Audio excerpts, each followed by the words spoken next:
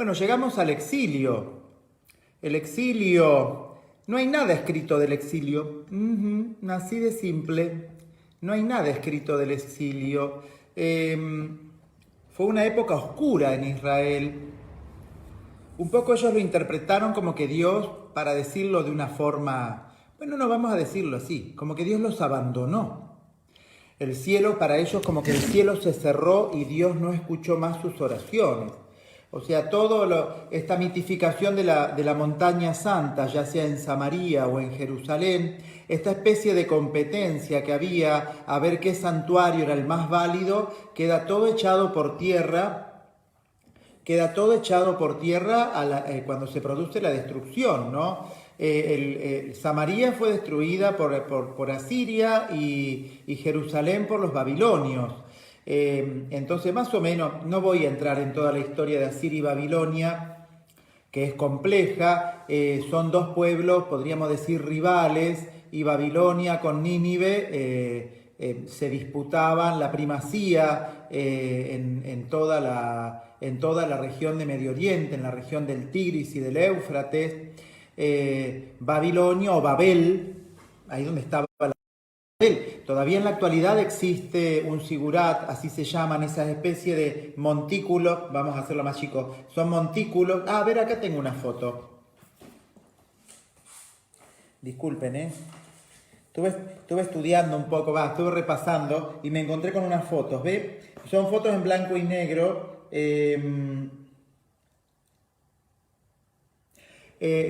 Para que se dé una idea,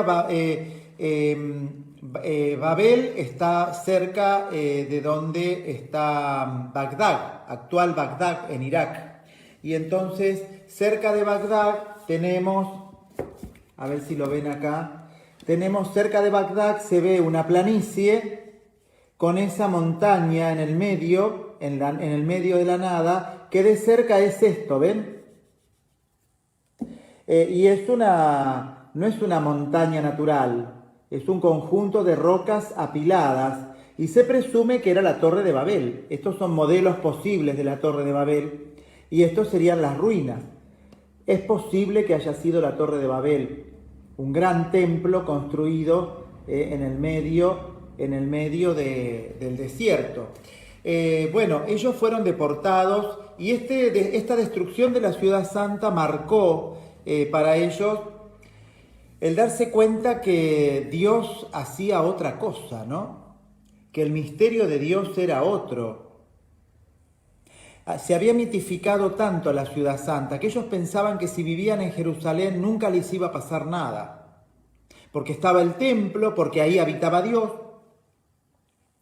como que Dios estaba en todas partes, pero atendía en Jerusalén, para decirlo de alguna forma, como tenemos ese dicho nosotros con Buenos Aires, y que bueno, el que vivía en Jerusalén no le pasaba nada, y los israelitas, los del reino del norte, y los que viven en Samaria, como está el templo de Betel, que fundó nuestro padre Abraham, ahí no nos pasa nada, entonces no tenemos nada que temer.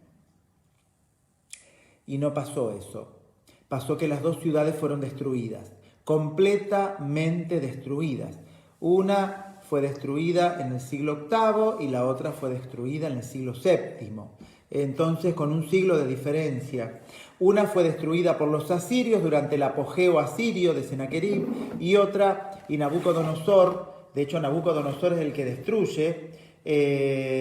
Y bueno, entonces realmente fueron épocas duras porque la destrucción de la ciudad santa, la destrucción de Samaria, fue el preanuncio de qué era lo que podía pasar con Judá, con Jerusalén. Y así fue como veíamos el viernes pasado que Jerusalén finalmente es destruida, en este caso por los babilonios. Los samaritanos o los israelitas del reino del norte fueron deportados a Babilonia y los otros fueron deportados a Nínive. Entonces ven, son épocas duras. Y sin embargo, ahí comenzaron algunas imágenes, por ejemplo.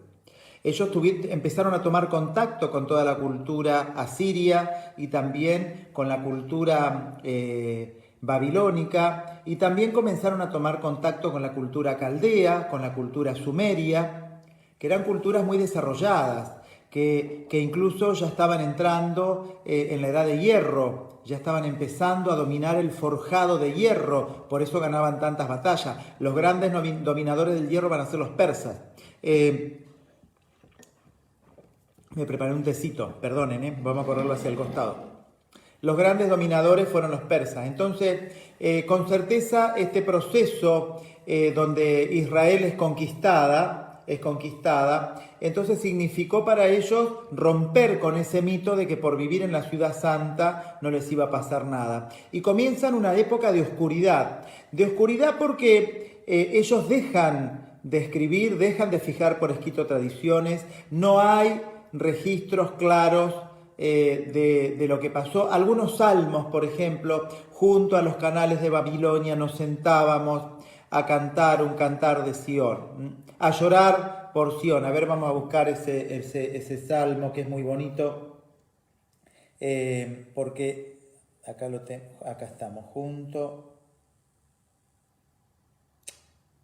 pero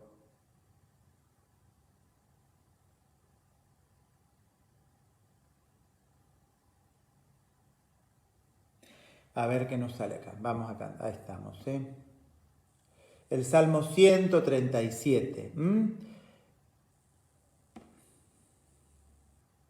Ahí está. A ver, pero... Bueno, si pueden encontrarlo como 137 o como 136, dependiendo de la numeración. La Biblia, ¿por qué tiene doble numeración? Porque cuando se empezaron a hacer originalmente, había una sola numeración. Les pasó como una especie de excursus. Primero y principal,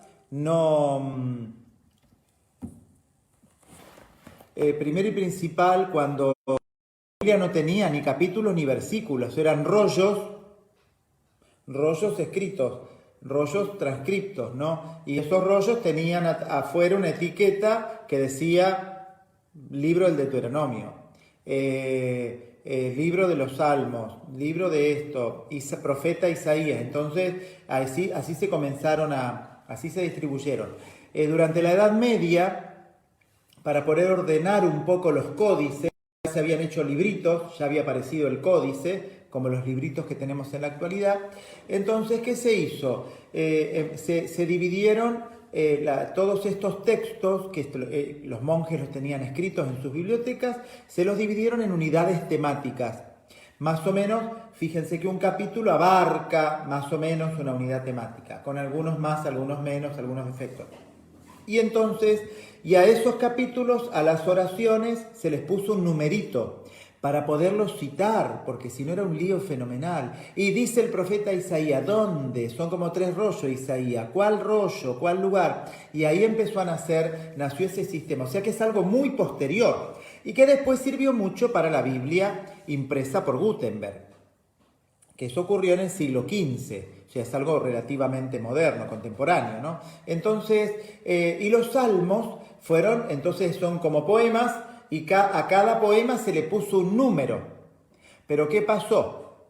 Empezamos con que hay salmos, que en realidad se empezó a descubrir que eran 2 salmos pegados, porque uno era un tema determinado y otro era un tema totalmente distinto, de otra época, con otra... Entonces se descubren analizándolos, y a partir de ahí, por ejemplo, algunos lo llamaron 18a y 18b, porque es un salmo más o menos de la misma temática. Pero cuando el salmo era muy distinto, ahí hubo un salmo, si no me equivoco, el Salmo 9, pero bueno, ahora no lo verifiqué con exactitud, que en realidad son 2 salmos, y a partir de ese salmo salta al Salmo 10.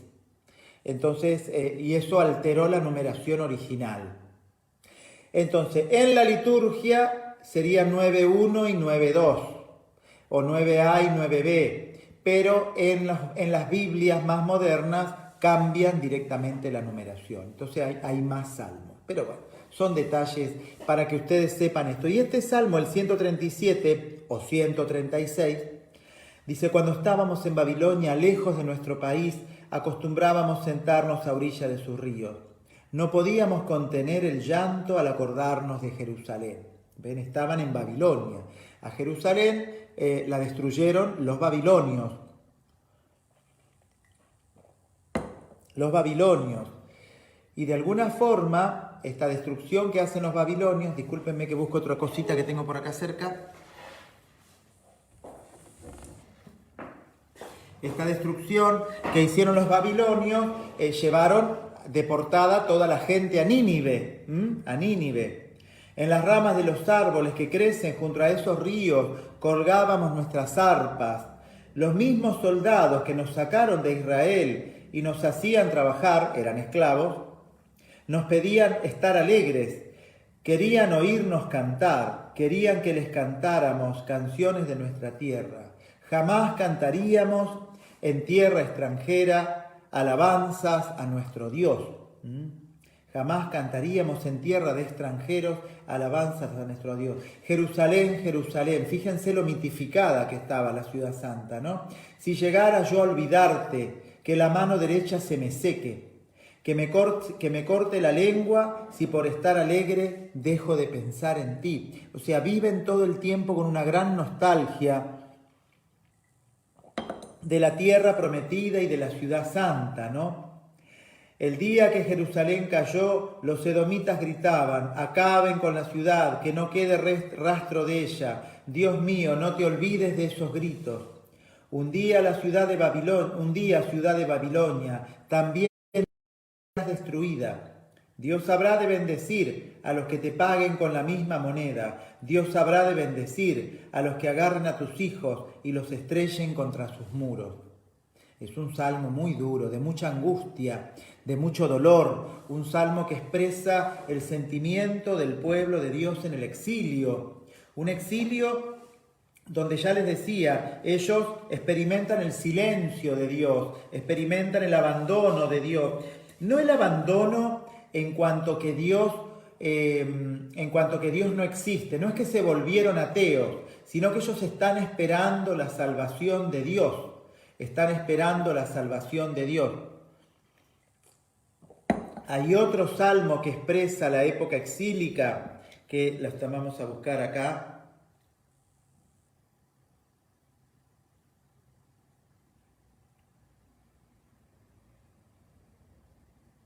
A ver, ahí está. Hay otro salmo que expresa esta... Es un cántico en realidad, un cántico de Isaías 7, ¿no? Acá lo tenemos, a ver.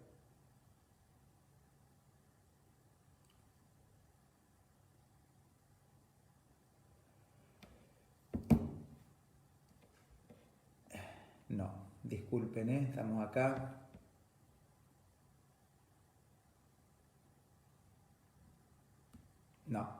No, disculpen, estoy buscando, pero los tenía todos buscados y algunos se reactualizaron las páginas. Vieron que hay páginas que uno los tiene buscados y la página se refresca sola, y como son páginas que tienen como cosas dentro que uno va buscando, entonces...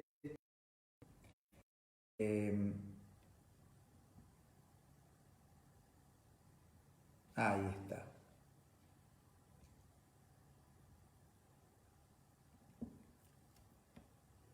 El Salmo 91, vamos a buscarlo acá si no pierdo tanto.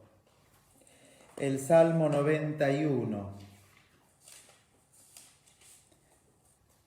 Vamos a ver si está bien la numeración dada, no importa, será el de al lado, no es para tanto, ¿no? Entonces vemos cómo realmente es una expresión de dolor muy grande.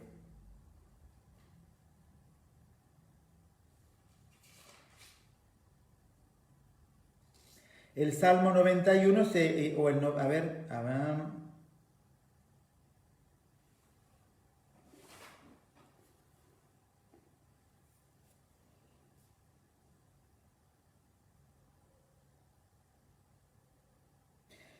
un salmo, el Salmo 90. 91 es el que estamos rezando, el de la peste.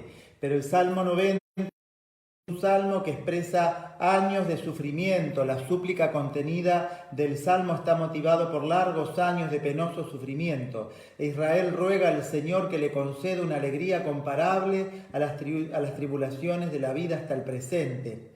No apunta a una situación particular, sino que parece referirse en general a las penalidades cotidianas.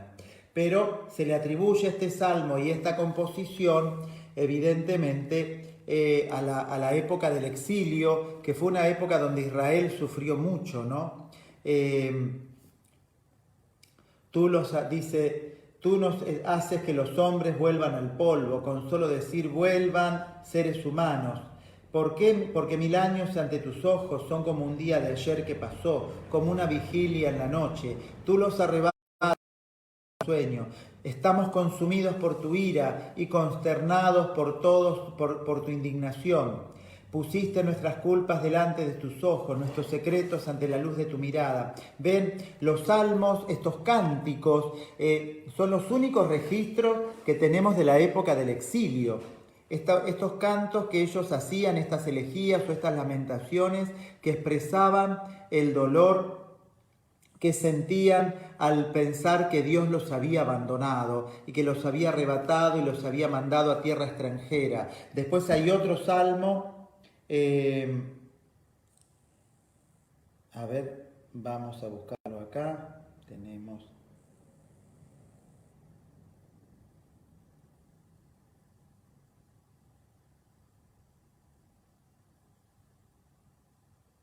Ni profetas, ni jefes.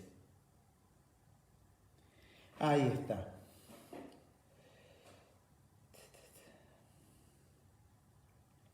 El profeta Daniel en el capítulo 3 expresa ese dolor, ¿no? Espere. Este cántico dice: bendito eres, Dios de nuestros padres, digno de alabanza y glorioso tu nombre, porque eres justo cuanto has hecho... Bueno, porque hemos pecado y cometido iniquidad. Apartándonos de ti, en todo hemos delinquido. Por el honor de tu nombre, no nos desampares para siempre, no rompas tu alianza, no apartes de nosotros tu misericordia. Por Abraham tu amigo, por Isaac tu siervo, por Israel tu consagrado, a quienes prometiste multiplicar su descendencia.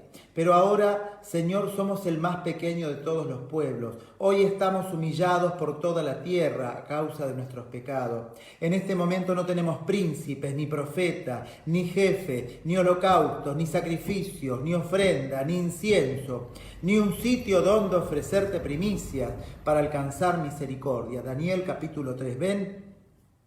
La angustia de haber perdido todo. Perdieron el pueblo, perdieron el templo, perdieron el culto, perdieron los profetas. Decir que no hay profetas significa que Dios no habla más. Es terrible esto. Es terrible. Israel estaba lleno de profetas. Acuérdense que cuando Jesús es presentado en el templo, 2 profetas van a abrazar al niño, Simeón y Ana. Había mucho don de profecía. Ya no había más profetas. O sea, Dios había dejado de hablar. Dios no le hablaba más a su pueblo. Qué amarga experiencia, ¿no? Por eso acepta nuestro corazón contrito y nuestro espíritu humilde como un holocausto de carneros y toros o una multitud de corderos cebados. Que este sea hoy nuestro sacrificio. Ahora te seguimos de todo corazón, te respetamos y buscamos tu rostro. Israel comienza a darse cuenta a través del exilio, primero que Dios está con ellos. Primero que Dios está con ellos, que no los abandonó. Que son ellos los que dejaron de escuchar a Dios, no Dios que ha dejado de hablar. Israel no pierde la fe en el exilio, es un momento de noche oscura, de dolor, de angustia, donde los salmos y los cánticos lo expresan. Ya les digo, tenemos el profeta Daniel, tiene algunas partes sobre el exilio, cuando eligen a Sadrach, Mesach y Abed-Negó, estos capítulos que leemos en la época del Adviento, por ejemplo, los 3 jóvenes que son tirados al horno, hay algunos destellos. También cuando Daniel interpreta los sueños del rey que ensoberbecido quiere utilizar la copa del altar de Dios para para poder, la copa que se habían robado de Jerusalén, del templo, para beber. O sea, hay algunas experiencias, pero los salmos expresan el drama del exilio, el drama del dolor en el exilio, un drama y un dolor que no se termina más. Y pasaron, estamos hablando del siglo VIII y del siglo VII, pasaron 2 siglos de exilio. Incluso hubo un proceso de hegemonía total de Babilonia, hasta que irrumpen los medos y los persas. Irrumpen los medos y los persas alrededor del siglo VI, primero los medos y luego los persas, y Dios no va a elegir para reconstruir la tierra prometida a nadie, a ninguna dinastía del pueblo de Israel. Ni a la dinastía de David, ni a la dinastía de Saúl, ni a la dinastía de Roboam, a nadie. A nadie. Para reconstruir su pueblo, Dios comienza de cero. Y llama a un pagano, como hizo con Abraham. Pero en este caso llama a Ciro, rey de Persia. Con Ciro, rey de Persia, recibe la revelación de Dios y se comienza la reconstrucción de Jerusalén, pero eso vamos a verlo mañana. Lo que quería dejar hoy un poco la experiencia del exilio, el dolor, y en este periodo donde ellos se sienten abandonados por Dios, comienzan a prosperar, porque los judíos eran un pueblo muy trabajador, muy inteligentes, con muchas artes, con muchas ciencias. No eran un gran pueblo, no eran un pueblo enorme como Asiria, como Babilonia, pero realmente eran un pueblo muy trabajador, muy trabajador. Y ellos prosperaron en tierra extranjera, y ahí comienzan a darse cuenta, para decirlo de alguna forma, bueno, mal no nos va acá, ¿no? De tal manera que muchos no quisieron volver después. Aparte, recordemos que ese proceso de caída, primero de Samaria, y luego en el siglo VIII, y luego en el siglo VII, la caída de Jerusalén, ese proceso no fue algo instantáneo, que de un día para otro cayeron. Fue un proceso lento. Esto dio lugar a que mucha gente fuera escapando, como ocurre en la actualidad con los refugiados, ¿no? Ocurre en situaciones de conflicto que hace que la gente escape de esos lugares. Y muchos judíos comenzaron a escapar, tanto de Samaria como de Jerusalén, y comenzaron a poblar las costas del Mediterráneo. Y se armaron grandes colonias de judíos que prosperaron en distintos lugares. Más allá del anhelo de la tierra prometida, esta dispersión del pueblo judío en toda la comarca de alrededor del Mediterráneo marcó lo que se llamó la diáspora. La diáspora, que era la dispersión de los judíos que comenzaron a hablar en griego, dejaron de hablar su lengua original. Entonces, con toda esta diáspora ahora había que volver a la ciudad santa. Muchos no volvieron más. Encontraron que Dios también estaba en otros lugares. Fue una experiencia muy educativa. Y nació el movimiento de adoración a Dios a través de la palabra. Nació el movimiento sinagogal. Ya no tenían templo, entonces se reunían con un rollo, esta comunidad pequeña que vivía en Cartago, por ejemplo, se llevó un rollo del profeta Isaías. Y vino otro de viaje y le trajo un rollo, les trajo un rollo, vamos a inventar, ¿no? Un rollo del Levítico. Y entonces lo copiaban, ponían a los amanuenses a copiarlo y lo devolvían y se quedaban con ese rollo. Y se reunían los sábados, el día del Señor, el día que el Señor descansa, a leer esa palabra y a escuchar lo que Dios les decía. Fíjense qué impresionante, ¿no? Qué impresionante. Entonces, realmente fue una época muy dolorosa, una época de prueba muy grande, pero Israel nunca perdió la fe. conservó la fe en esos momentos difíciles, con tantos muertos después del exilio. Acuérdense que iban caminando encadenados. Fue una época muy dura. No tenemos profeta, no tenemos sacerdote, no tenemos altar, no tenemos sacrificios ni holocausto. O sea, la expresión del despojo total, ¿no? Ellos tuvieron que sufrir ese despojo para madurar como pueblo de Dios.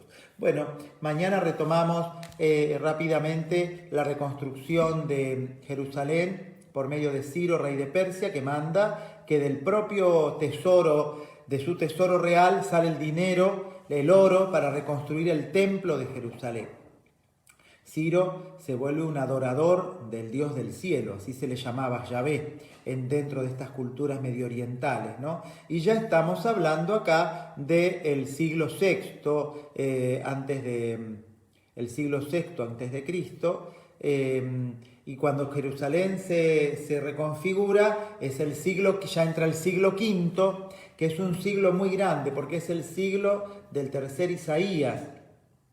Este Isaías que ayuda a Israel a darse cuenta de que ellos no están para salvarse ellos solos, sino para hacer mediación de salvación para todos los pueblos. Un gran paso, el siglo V antes de Cristo, también fue el siglo de Pericles, pero bueno, esto es todo un proceso que vamos a ir lentamente de la grandeza de Pericles en Grecia, ¿no? La grandeza de Pericles en Grecia fue un siglo muy importante en todas las distintas civilizaciones a nivel mundial. Hay toda una teoría antropológica sobre ese siglo V en todas las culturas del mundo. Bueno.